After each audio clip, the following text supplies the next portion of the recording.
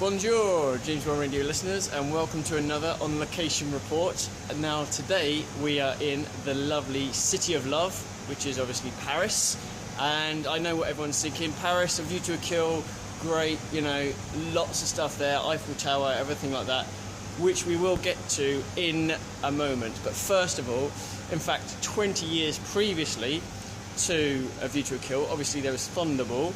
And if anyone can remember, there was a tiny little scene just after the title sequence where we saw a certain Monsieur Emilio Largo, and I think I found the spot where we see him get out of his car. So, why don't we go and have a look? Here we go. Check it out. Oh, Paris, you are the beautiful city. So here we go. Boom, boom, boom. Now, I have to say, I kind of walk down this little alleyway because it's so flipping busy here. It's noisy, there's horns going off, it's going to be, you know, you might not hear me. Whether that's a bad thing or not, I don't know. But, okay, I think it's a lot busier now than it was back in 65, which is now 50 years ago. Or 50 years ago, obviously. Right, so I'm just crossing the street now. Now I think you'll recognise this as soon as I turn my phone around. Okay. Now, does this ring any bells? Here we go. Look at that. Oh yes. What do you think? Does that look familiar? I think so. So basically, I'll try and wait for a little bit of quiet. I don't know if we'll get it. So this is where Emilio Largo parked his car, just there. He got out. Why have I not got my eye patch? Why have I not got... I mean, I might get a few looks, but an eye patch is essential, surely. Especially because it's quite sunny, so I could, you know. Anyway, so basically this is where Emilio Largo parked. And he got out of his car, all confident. Now, I don't really want to get run over if I can help it. I'll wait for this car coming and then I'll do the scene.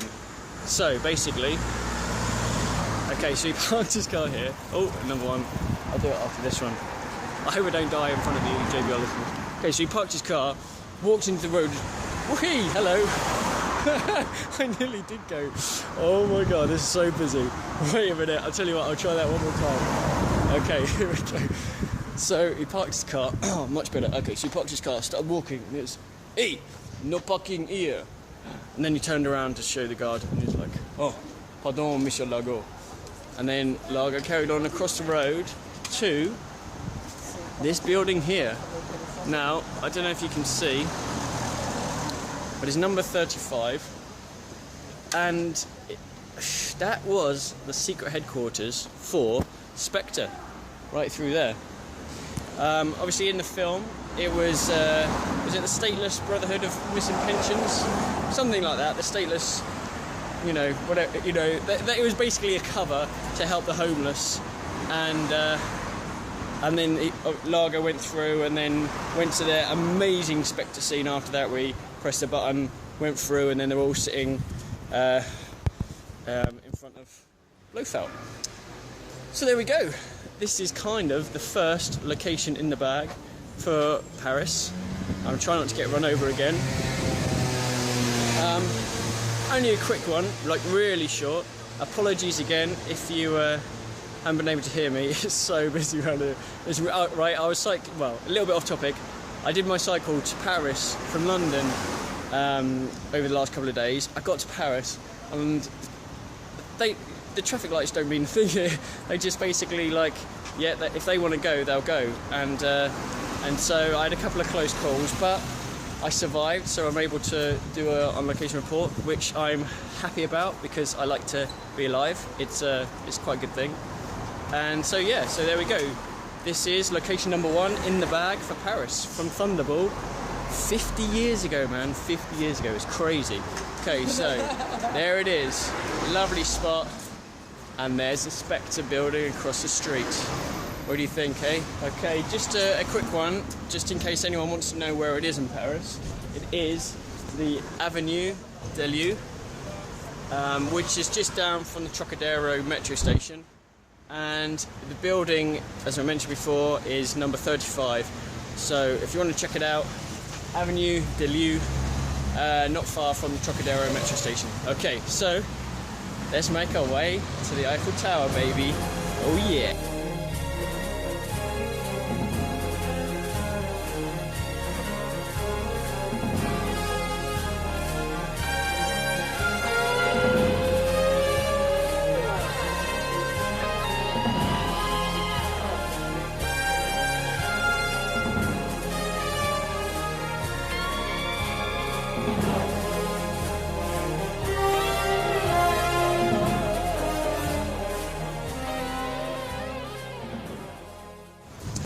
Okay, so we're now that little bit closer to the Eiffel Tower.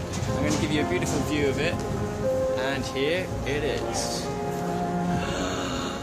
Check it out. How cool is that? The Eiffel Tower, baby.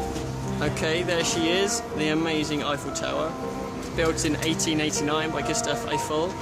Now, I mean, not only does it look amazing, but obviously it was featured heavily in A View to a Kill. We're going to go and get a closer look to it in a moment. But also, on the second floor, there's a restaurant called the Jules Verne restaurant, which my co-host and super Bond aficionado, Mr. Tom Sears, mentioned previously. And now that is where he had a lovely dinner date with his missus in the Jules Verne. And it's also where Bond and met his contact Achille Aubergine, but the actual restaurant that they filmed was in Pinewood Studios. I'm assuming they didn't really want, you know, assassins running around the actual real restaurant, and it was probably too costly to film. But there we are, so we're going to go and check it out. Okay, James Bond Radio listeners, this is probably super loud, and you probably can't hear me, but if you can, or hopefully you can lip read, I am now on the Eiffel Tower. I'm on the second floor, so this is where Bond had his meal with Achille Aubergine in the Jules Verne restaurant, but they didn't really because it was in Pinewood Studios. Although Tom, as I mentioned, has had a meal there with his missus, so that's nice. So basically, it's super crowded, it's super busy, but I'll give you, there's a couple of little locations which you should recognise. There's one just behind me, which is here. Okay, so these were the stairs. This was the gate just there, where the two guards were. And Mayday ran along, knocked them over, ran up the stairs, and then Bond knocked them over and ran up after Mayday. So basically, they both ran up the stairs up there, and then they kept on going, they kept on going, they kept on going all the way to the top, which we can't quite see. So basically, all the chase was on between the second floor and the third floor, and we haven't got access to that stairway, unfortunately. So I won't be able to show you that one, but obviously you've seen it in the film, and it's quite a cool little scene. And then the next bit is when she jumps off the top, which I'm going to try and see a little bit later, but it is super busy now. So there we are, location number 2, Eiffel Tower, Bond and Mayday running up the stairs. Hey J4 Radio listeners, we're now at the top of the Eiffel Tower. Now I'm thinking this is the side that BJ Worth did the stunt jump off as Mayday. I think it probably is. So he would have gone and the platform would have been somewhere out there, but obviously that's been taken away. And this is the drop that he would have seen.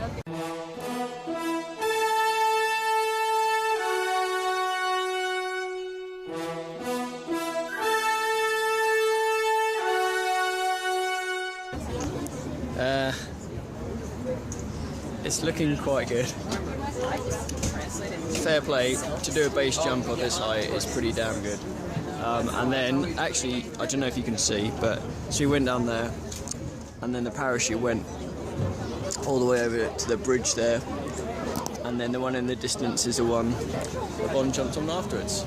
So there we go, one of the best probably locations for A View to a Kill, top of the Eiffel Tower. Yeah, one of the best scenes in the film, in the series maybe. So anyway, there we are. James Bond Radio, top of the Eiffel Tower, over and out. See you guys. Okay, James Bond Radio listeners, we are now on the next part of the Eiffel Tower location, which is actually at the bottom. Because there it is. Lovely thing there. I asked if I could do a parachute jump off, but they just wouldn't let me. I don't know why.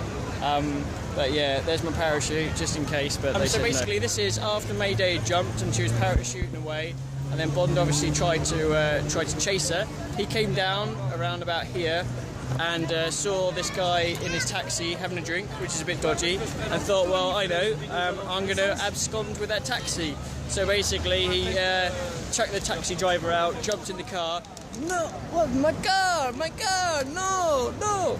And then basically he drove along over the road over there, and that is where we're going to see our next location. So let's go.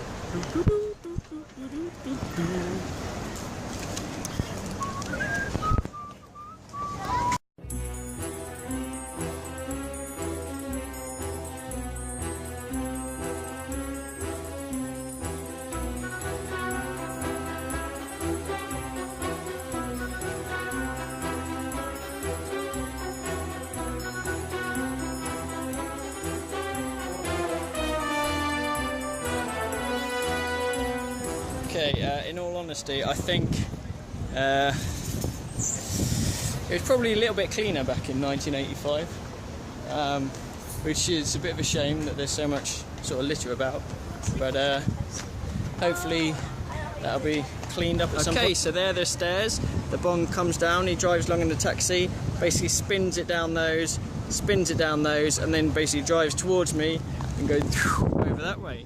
So that's pretty cool, huh? So nice little stunt there. So this is pretty much opposite the Eiffel Tower. In fact, you can still see it because it's up there. And so it's just across from that. And yeah, that's the next location. So that's location number 4. Okay, so sometimes when location spotting, it doesn't quite work out. Unfortunately, we've got a scenario like that here, where it's during the car chase where, well, when Bond's in the Renault taxi, he's trying to chase Mayday, who's up in the sky, and there's a part where he comes to a part of a road where there's a barrier, and he ducks, and it basically shaves off the top half of the Renault taxi. Now, I'm at this precise location, and not so long ago, I think the barrier was there, but unfortunately, it looks like it's gone. But I'll show you the view anyway, just so you can take it in and see what you think. Okay, so this is the location. Now, previously, there used to be a barrier that went across there.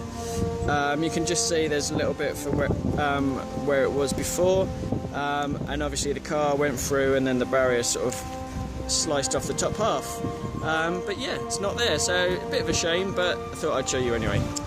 Okay, fortunately we've got a bit of a similar scenario with this next location. Again, it's one of the ones where Bond is in his taxi, he's driving along, and it's a part where he basically goes off-road onto this little embankment bit, and all these sort of pedestrians sort of get out of the way, and he's beeping at them. Now, this is what it looks like behind me now. So this sort of curb bit along here has been lowered, but there's still sort of you can still make it out with the bridge in the distance, but yeah, they've changed things quite a lot now, but it looks nice, so you know, it's a bit more for people to do stuff here, so I guess that's a good thing. And it's not a major location, so I don't mind when the big ones don't actually change that much. I don't like when the big ones change, but if it's a minor one, then it's not so bad, is it? So what I will do is show you this, and then we'll move on to the next one, which will be pretty damn good, I think. Okay, so here it is. That's your embankment. On to the next one. Here we go. Okay, James Bond Radio listeners, here is another location from the Bond Mayday chase. Now this one, it's got a sort of a gated thing across it, which it didn't have in the film, but aside from that, you can definitely tell the location. So this is a place where Bond drives out in the taxi and basically gets caught by another car, and it gets shot in half. So here it is. Okay, so now you can get a better view of it. So this is where Bond drives up in the taxi, in the Renault taxi, and another car comes across and basically shears off the back of the Renault. So Bond is left with half a car, or maybe a quarter if you count the roof already coming off as well. So this is it, another Bond location. So we've pretty much covered the majority of the chase locations. And you see that bridge in the distance? That's the one where Bond jumps off onto the same boat. So let's go and check that out now. Let's have a go. Boom, boom, boom. Yeah. It's so bright and sunny. Okay, for our next James Bond location in Paris, we have quite an iconic one, really, and it's a pretty cool one. So this is the part where basically Mayday's already landed on the boat, and Bond, he pulls up in his Renault, half no roof and the back's gone as well, and he decides to jump off the bridge onto the boat. And this is the bridge, and it's an absolute beauty. It's called the Pont Alexander III. Let's go check it out.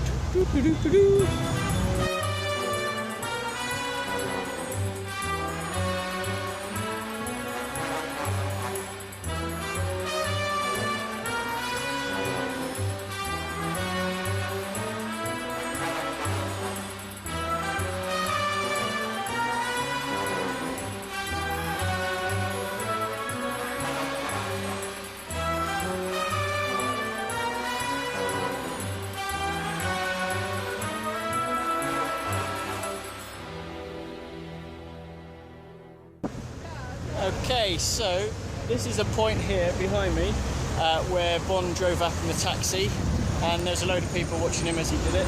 So he basically pulled up here, got out of the taxi, ran across there where people are taking photos, obviously, and then jumped off. So I'll tell you what, let's go and see if we can look down from the actual spot that he jumped off. Okay, let's go and check it out.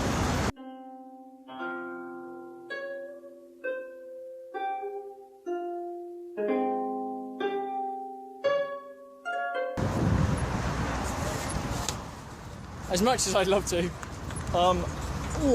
not going to copy him. It's not actually too high in terms of the height, but I haven't got a towel. I'll probably get done by the police or the gendarme, just like Bond when he in the outtakes he got sent to the prison in France, didn't he? For those of you that saw that one. And I don't really want to end up because I haven't got an M to get me out of it, really. But anyway, here is a view of what he jumped off. I'm glad I didn't drop my phone, which is always a bonus. So yeah, here we are, Pont Alexander III Bridge. Probably one of the nicest bridges in Paris. To be honest, Paris has got loads. And in relation to the Eiffel Tower, it is there. Okay, James Bond Radio listeners, so there we have it. I think that's pretty much Paris done and dusted. There was a scene shot for Moonraker in the second floor of the Pompidou Centre, where Bond first meets Dr. Holly Goodhead. A woman. The powers of observation, do you credit, Mr. Bond? I love that scene, it's so good. But I've got a feeling that it probably doesn't look quite the same as it did in the film. Plus, I just haven't got time to check it out. So if anyone else is in Paris and has got a lot of time to check out the Pompidou Centre, then you can let us know if it looks like it did in Moonraker or not. So there we have it, yeah. So pretty much we've got a lot of good stuff here. Obviously that little snippet from Thunderball at the start, which is quite nice. And then the main girl herself, the Eiffel Tower there, and all the chase locations with Bond chasing Mayday as she's parachuting through the sky. So there's there's a lot of good stuff to come and see. Obviously Paris itself is amazing. I really wish I had more time to check everything else out, but I'll make sure I come back. So if anyone else is in Paris and wants to check out the locations, hopefully that helps and hopefully you enjoyed it. And yeah, there we are, James Bond Radio is saying see you later, and hopefully we'll have another location one up for you soon. Cheers guys, bye. Or shall I say au revoir.